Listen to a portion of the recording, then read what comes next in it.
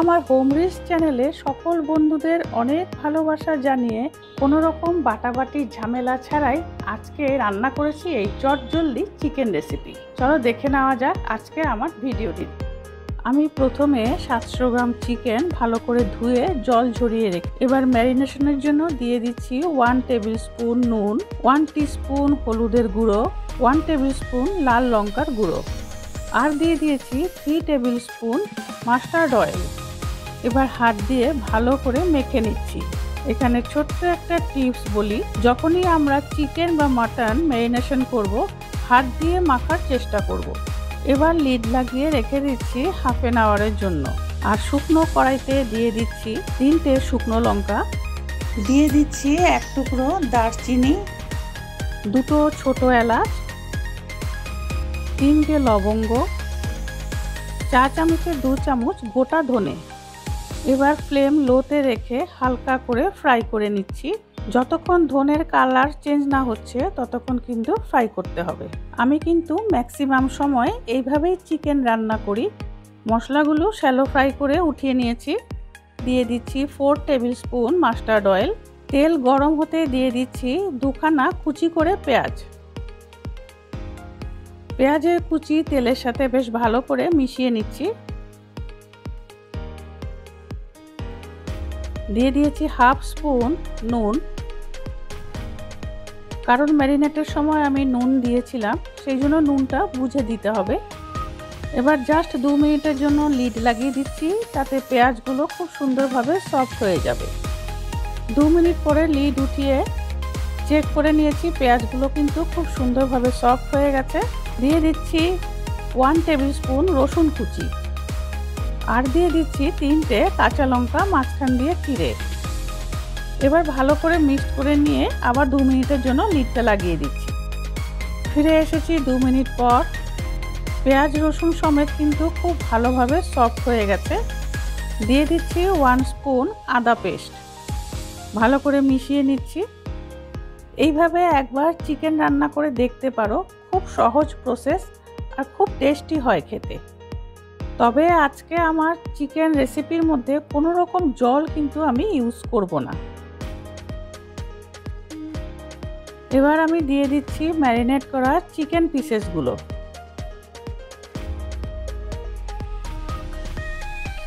এবার চিকেনটা খুব ভালো করে নিচে উপরে করে মিশিয়ে নিচ্ছি, যাতে পেঁয়াজ রসুন আদার সাথে চিকেনটাও খুব ভালো করে মিশে যায়। সম্পূর্ণ উপকরণ যখন খুব ভালো করে মিশে গেছে, লিড লাগিয়ে দিচ্ছি এবার 5 মিনিটের জন্য।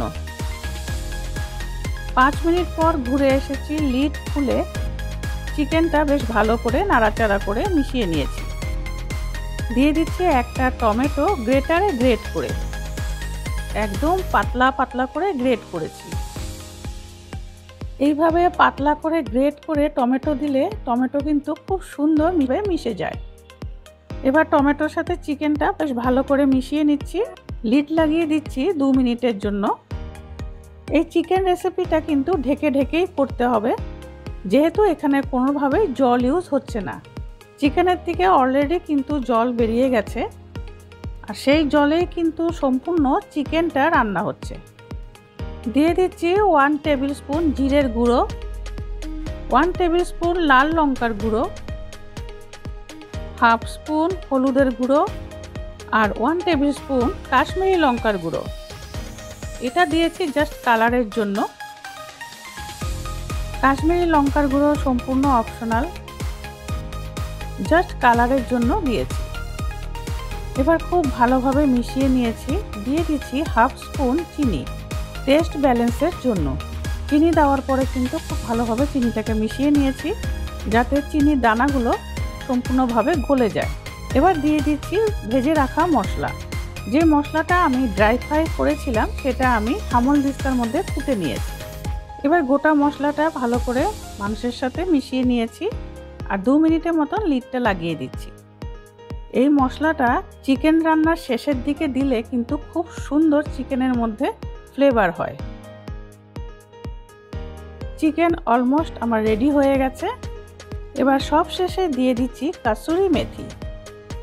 এখানে আমি 1 স্পুন কাসুরি মেথি হাতে ক্র্যাশ করে ছড়িয়ে দিয়েছি। তাতে করে চিকেনের মধ্যে খুব সুন্দর একটি ফ্লেভার হয় আর খেতেও কিন্তু খুব টেস্টি হয়।